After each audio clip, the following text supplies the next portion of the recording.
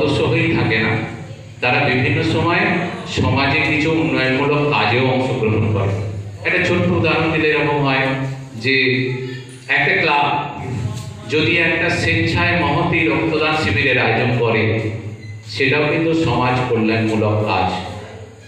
তো এইরকম কন্যাশ্রী ক্লাবকে এগিয়ে আসতে হবে সমাজের উপকারের জন্য।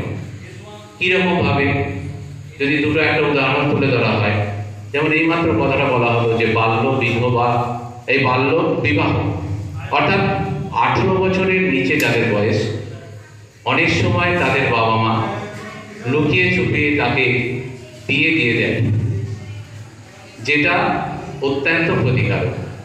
এটা যদি কন্যাশ্রী ক্লাবে কোনো একজন সদস্য বা সমবেতভাবে 2-4 জন সদস্য মিলে একটা উদাহরণ সৃষ্টি করে কোনো একটা এরকম বাল্য বিবাহকে রোধ করে, প্রশাসনের সহযোগিতায় রোধ করে যদি দেখাতে পারা যায়, সেটাও কিন্তু সমাজের একটা উন্নয়নমূলক কাজ।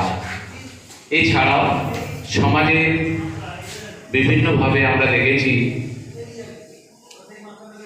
অনুন্নয়ন থেকে শুরু করে নিয়ে বিভিন্ন যে ক্ষতিকারক দিকগুলো রয়েছে, যেমন প্লাস্টিক অনেকে ব্যবহার করে। আমি বাজারে গিয়ে বলবো যে আমাকে ওই প্লাস্টিকে করে একটুখানি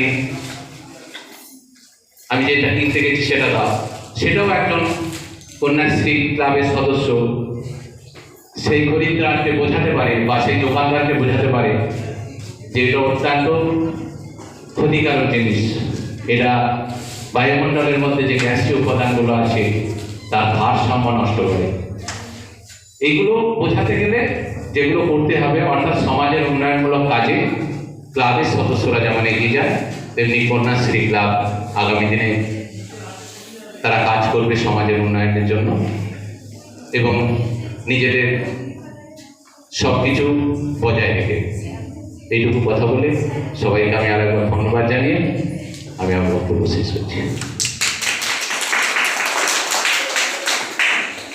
Many thanks to our respected President Sir, Nimai Kumar মহাশয়।